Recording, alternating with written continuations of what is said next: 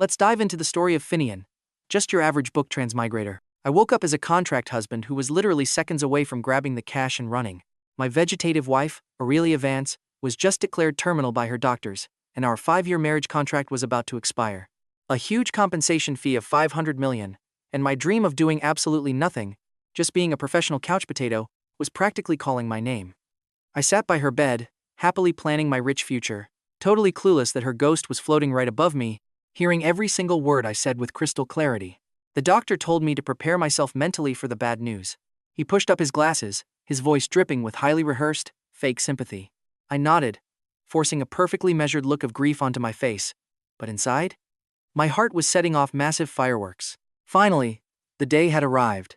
A year ago, my billionaire wife, the Ice Queen CEO of the Vance Corporation, became a vegetable after a tragic accident. The doctors tried absolutely everything they could. And watch closely, because that terminal diagnosis meant I was finally about to be set free. 3 years ago, escaping life as a corporate slave, I transmigrated into a fantasy wealth-building novel I once read, ending up as a contract husband and a total meat shield. Originally, I was just the assistant of the female lead, Aurelia Vance, a total background character. My only purpose in life was to wait until Aurelia kicked the bucket, so I could take the massive payout from her family, disappear forever, and leave room for the real male lead. Right now, everything was going perfectly. I looked at the woman sleeping peacefully on the bed. She was breathtakingly gorgeous. Even with a pale, lifeless face, she still looked like a masterpiece sculpted by the gods themselves. Her long eyelashes cast shadows, her nose was perfectly straight, and her lips had a stunning, alluring shape. Sucks that she was a vegetable, but honestly, no big deal. I never loved her anyway. What I really loved was that $500 million heading to my bank account. Once retired, I could garden, raise pets, and master the culinary arts. The family lawyer would be here any second with the contract termination papers and a massive check. I already planned everything out. First, travel the entire world and eat every delicious meal I can find. Then, find a quiet little town with beautiful scenery, buy a house with a garden, and start my career of doing absolutely nothing. Next, find a sweet, cute girl. She does not need to be incredibly beautiful or filthy rich. She just needs a warm smile, a sweet personality, and a desire to live a simple but cozy life right beside me. That would be perfect, just like the sweet image that popped into my head. The pastry chef I accidentally met at a nearby bakery. When she smiled, she had these cute little dimples, and her eyes curved like beautiful crescent moons. The more I pictured it, the more wonderful it sounded. I could not stop pacing back and forth next to her hospital bed, my face stretching into a massive, goofy grin. "Oh, Aurelia. Aurelia, please do not blame me for this," I whispered softly, speaking to her, but mostly just to myself. "You are destined for the real main character, not me. I am definitely not your Mr. Right. Let us part ways peacefully. You can rest in peace, and I will happily enjoy this world for the both of us." I was so lost in my glorious daydream that I missed it. The eyelashes that had been closed for a whole year suddenly gave a tiny, silent twitch, and I had no clue that right above my head, a glowing, ghostly figure was watching me with an expression, a freezing, bone-chilling look that was staring absolute daggers. You and I both know she's furious, and yep, she just heard every single word. Early the next morning, a loud phone call woke me up. It was the family butler. "Finnian, please get to the hospital right away. The master and madam are already here." His voice sounded incredibly excited. My heart stopped. Wait, already? That fast? Did her wealthy father really want to kick this freeloading son-in-law out of the house so quickly? Hey, that works for me. I washed up, put on a sharp black suit, practiced my heartbroken face in the mirror, and drove straight to the clinic. 2 bodyguards in black suits stood guard right outside her hospital door. But trust me, what you and I are about to see inside is definitely not a lawyer holding a fat check. But check this out, the room is packed with people. Aurelia's parents, key Vance Corporation executives, and some strange men throwing off intense, powerful vibes. They were crowding the hospital bed, and every single face looked completely shocked and wildly happy. Right there, on a bed that had been totally lifeless for a year, someone was sitting up and leaning back. It was Aurelia, wide awake, wearing a striped hospital gown, with her long hair falling over her shoulders. Her face was still pale, but her eyes were incredibly bright and intense, like she could see through anything. She looked around, then locked her eyes right onto me. My mind went totally blank. My head was spinning. What is happening? The story is going completely off track. Why is she awake? Aurelia, how do you feel? Do you know who I am? Aurelia's mother, this elegant society woman, grabbed her daughter's hand as tears started pouring down her face. Aurelia looked away from me and turned to her mother. That sharp, terrifying glare instantly melted into pure warmth. "Mom, I'm okay." Her voice was a bit weak, but her words were perfectly clear. Everyone gasped in disbelief. Now don't blink, because this moment right here is a literal medical miracle. Old man Vance was shaking, his face turning beet red as he grabbed the chief doctor's hand. Doctor, what is happening? The doctor was totally speechless, pushing his glasses up and stammering that this was impossible. Just yesterday, her brain activity was a complete flatline. Theoretically, she had absolutely zero chance of waking up. But amid all this madness, she and I were calm. Well, I was actually terrified while she was cool as ice. She looked at me again with a smirk, mocking me. It was subtle, but it felt like a cat watching a clueless mouse step right into a trap without even knowing. I shivered. This was bad. Aurelia was acting totally weird, staring at me with this intense, heavy gaze. It felt like she saw right through me, knowing every single secret, even the private thoughts I muttered by her bedside yesterday. A crazy, absolutely terrifying thought flashed through my mind. After finally calming down from his pure joy, old man Vance finally remembered I was there. He looked at me and said, "Finnian, this is incredible news." I nodded stiffly, agreeing. But then he hesitated, asking about my marriage to Aurelia. Let's pause here because this is where his entire plan falls completely apart. Since she is awake, are we divorcing? Does my $500 million still count? Before I could speak, a cold voice cut in. Dad, Aurelia said. Everyone spun around to look. She was leaning back, looking incredibly weak and fragile. Still, she carried this powerful, undeniable queen energy. She stared at me, her lips curling into a cold, heartless smile. My marriage with Finnian continues. What? I thought my ears were playing tricks.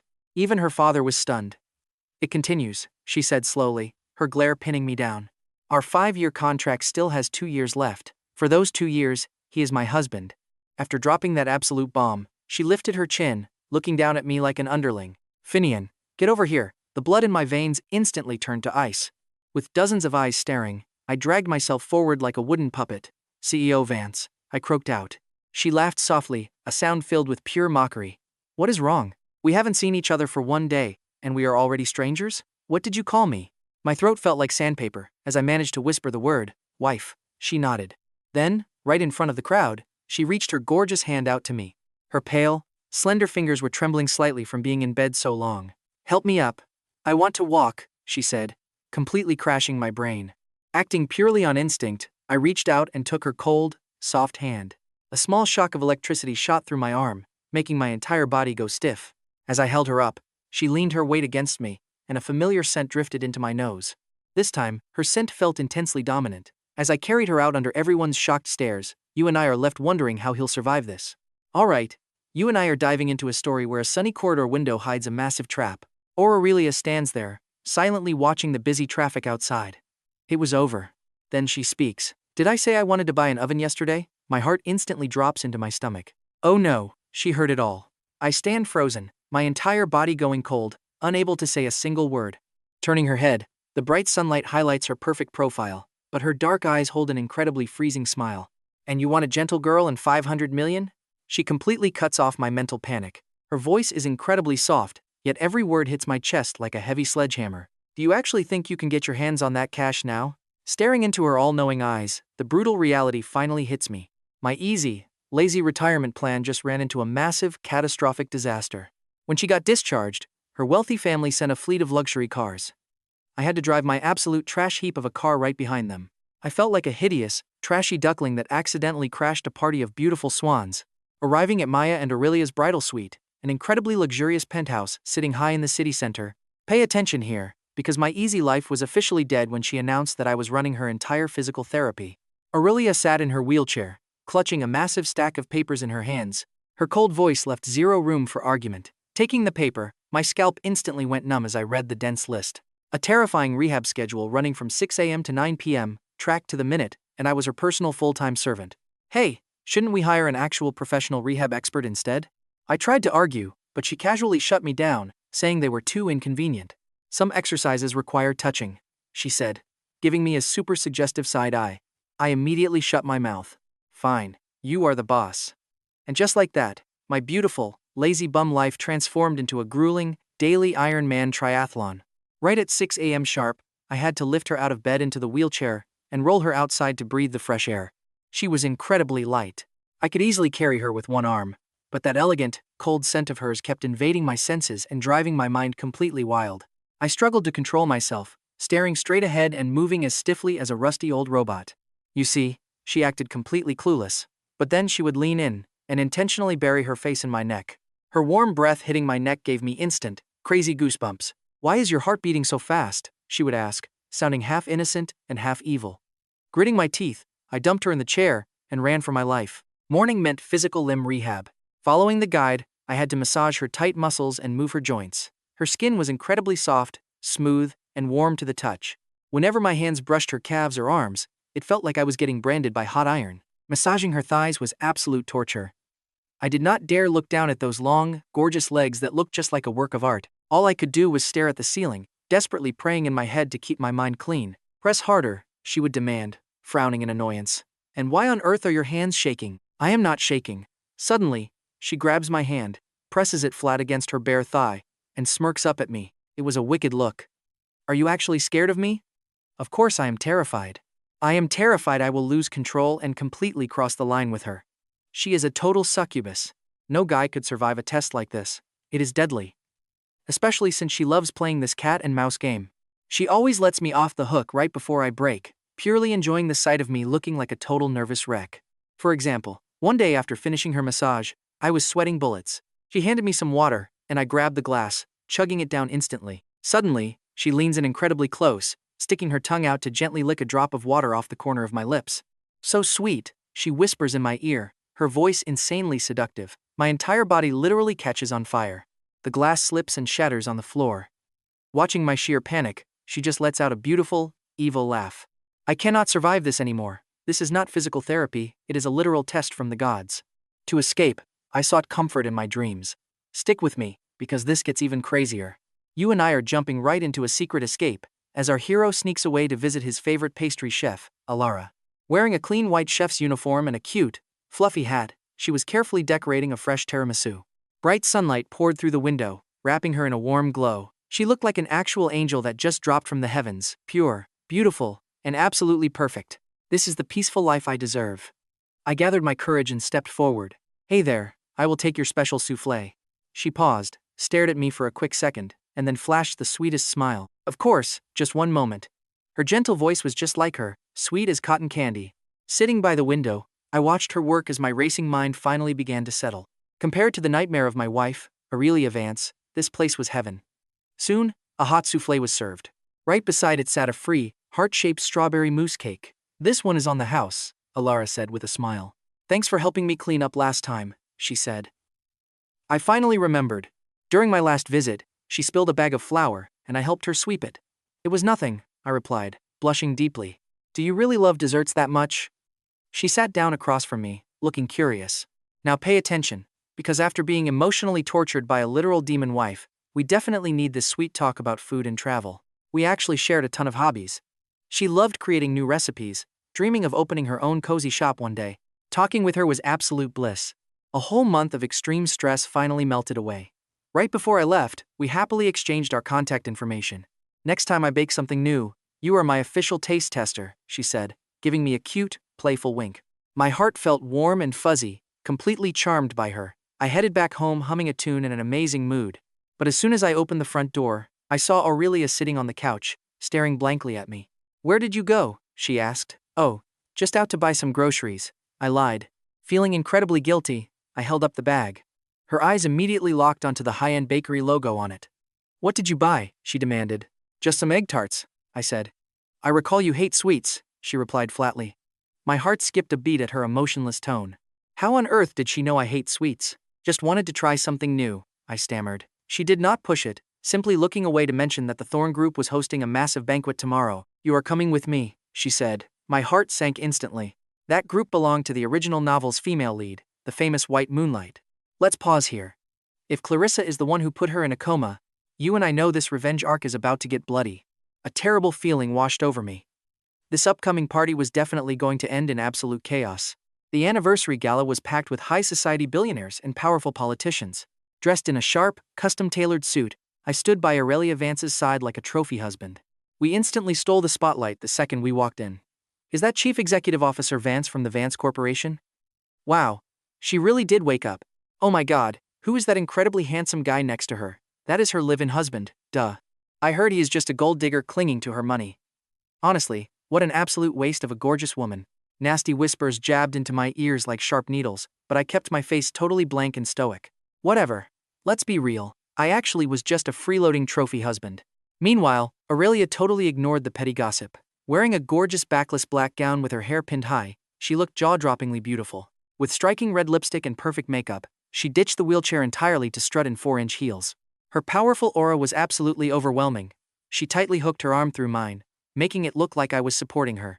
But she did not need help at all. She was just claiming me as her personal property to the whole room. Right on cue, our hosts arrived, the wealthy chairman of the Thorne Group, leading his elegant daughter, Clarissa Thorne, straight toward us. Clarissa Thorne was the story's original saint-like female lead, fragile, sweet, and pitiful. Right now, she wore a delicate white chiffon dress with soft, innocent makeup. The moment she spotted Aurelia, she instantly put on a face of pure, ecstatic joy. "Sister Aurelia, you actually woke up? That is amazing," she cried, reaching for Aurelia's hands with fake tears already in her eyes. "Honestly, you and I can tell she deserves an Oscar." "All right, you and I are about to watch Aurelia dodge her touch entirely, stepping back with a totally blank face. Her voice is quiet, but it instantly silences the entire room. Are we really that close?" Clarissa freezes, her fake smile locking up. "Sister Aurelia, why say that? We grew up together." Aurelia just laughed softly. "Grew up together? Is that why you mapped out my driving route so perfectly, knowing exactly where to sabotage my car where nobody would ever notice?" Boom. That accusation drops like a bomb in the middle of the room. Every single person gasps in pure shock. The color drains from Clarissa's face instantly as she stammers. "What kind of crazy talk is this? I don't understand." She panics, trying to defend herself with real tears. "Sister Aurelia, I know you are upset after the crash, but you cannot slander me." "Slander?" Aurelia just raises an eyebrow. She pulls a phone from her clutch and plays a voice recording. A man's voice echoes, "Miss Thorne, do not worry. The job is clean and neat. It will never trace back." Too bad Aurelia is tough. She only ended up as a vegetable. Now watch closely. That short clip just unleashed a massive, mind-blowing truth on everyone. The entire hall falls dead silent. Everyone stares at Clarissa Thorne with absolute, wide-eyed disbelief. Clarissa goes into absolute panic, grabbing her father's arm. "Dad, she is talking crazy. None of this is true. Dad, it was not me. You have to believe me." Chairman Thorne's face looks incredibly dark and grim. Trying to play it cool, he barks at Aurelia. "Aurelia Vance, what is the meaning of this? Faking a recording just to smear my daughter? Do you think the Thorne family is an easy target? Fake?" Aurelia smiles, looking both freezing cold and stunningly beautiful. "Chairman Thorne, do not rush. I have a few other toys right here." She snaps her fingers, and her assistant instantly plugs a flash drive straight into the hall's projector system. The very next second, a video starts playing on the massive screen. The video shows Clarissa meeting a man in a cafe, handing over a thick envelope. He opens it up, revealing stacks of cold, hard cash. "Once it is done, you get another million." Clarissa's voice in the video is undeniably clear, making the evidence absolutely rock solid. She collapses to the floor, face pale as ash. The entire banquet hall completely explodes. My God, she actually did it. So incredibly vicious. You and I both saw her act like an innocent little rabbit, but people really can hide a monster inside. Aurelia stands tall, looking down at Clarissa, sprawling on the floor with zero warmth in her eyes. "Clarissa Thorne, a year ago, you put me in a hospital bed. Today, I am simply returning the truth to you. Do not worry, this is just the beginning. Everything you owe me, I will claw back, piece by piece, with full interest." Saying that, she does not even look at Clarissa again. She grabs my arm, turns around, and walks away. Her stilettos click sharply against the marble floor, sounding like the perfect theme song for her massive victory. She drags me through the crowd, and I can literally feel hundreds of eyes drilling straight into me. They are probably thinking this gold digger struck the jackpot. How did a loser like him land someone like Aurelia Vance? But only I knew the truth. I did not win the lottery. I fell straight into a beautiful demon's web, and honestly, it looks like I have absolutely zero chance of escaping her in this lifetime. As we step outside, the cold night wind hits us with a sting, and Aurelia's body suddenly sways. I catch her instinctively. "Are you okay?" "I am fine," she says, shaking her head, face growing pale. I knew she had been pushing her limits inside. She was a ruthless queen crushing her enemies in every direction. But out here, away from the crowd, she is still just a patient recovering from a massive illness. A sleek black car quietly pulls up in front of us. Out steps my assistant, Silas, a guy I promoted from the very bottom of the company. After transmigrating, thanks to my inside knowledge of the plot, I knew his skills were off the charts. He is quiet, a man of few words, but totally loyal to me. He was also the most critical chess piece I set up for my lazy, relaxed retirement life. I trained him up into a top-tier executive for the sole purpose of managing all my massive assets once I grabbed the money and retired. I see him as my main guy, while he thinks I am some incredibly deep, mysterious mastermind.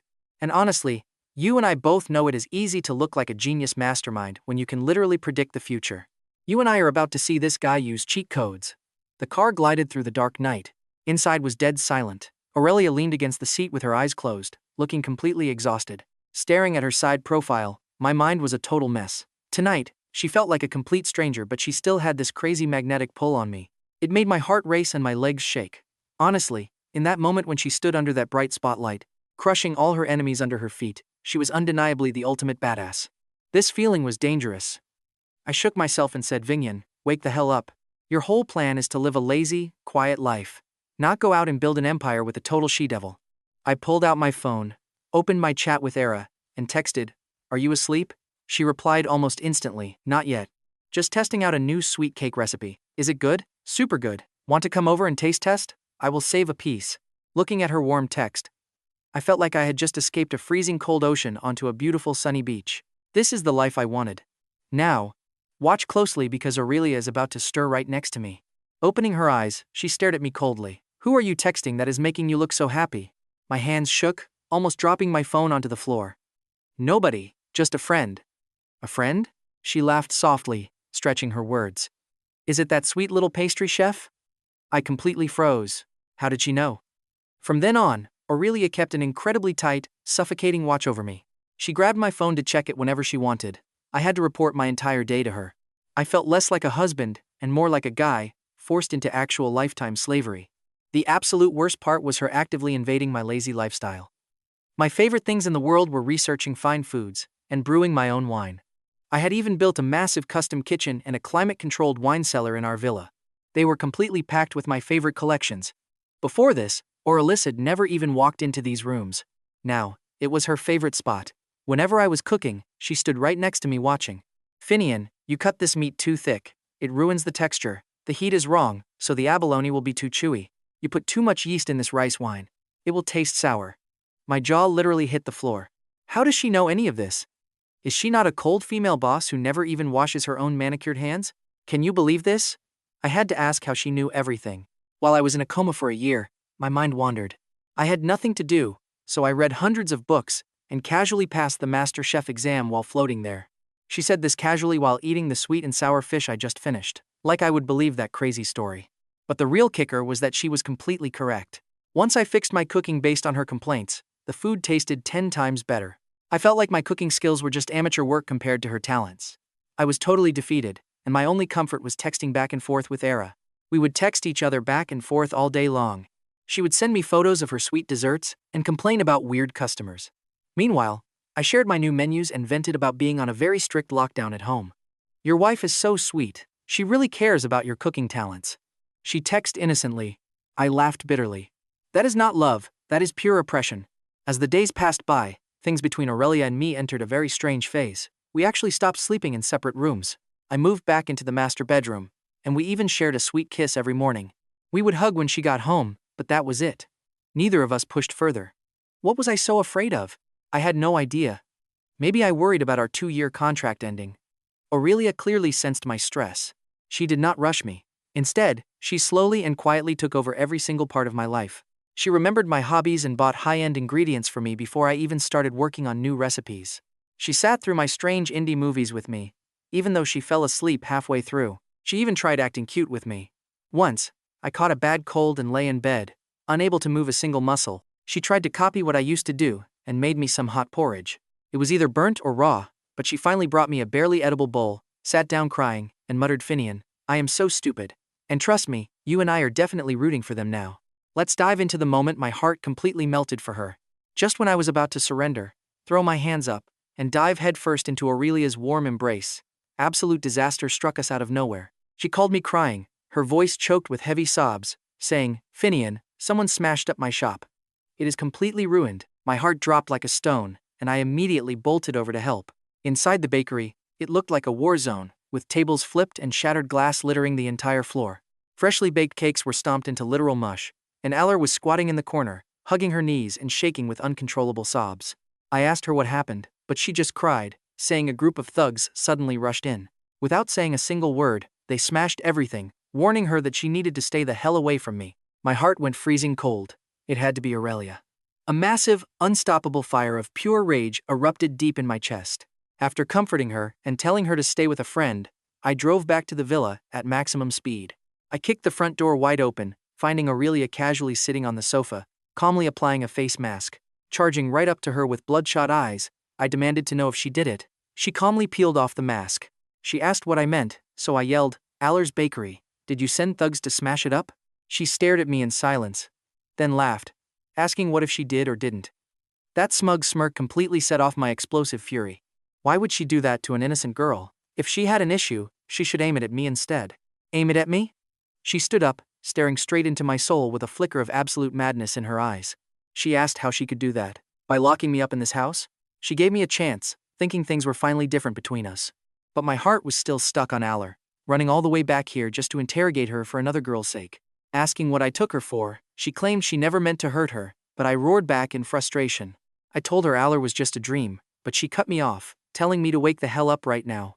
She said we belong in the same world, but I instantly fired back that I did not want to share a world with her. I wanted my own life and demanded a divorce. The very moment that heavy word dropped, both of us completely froze. The air in the room instantly froze solid, and the color slowly drained from Aurelia's face, bit by agonizing bit.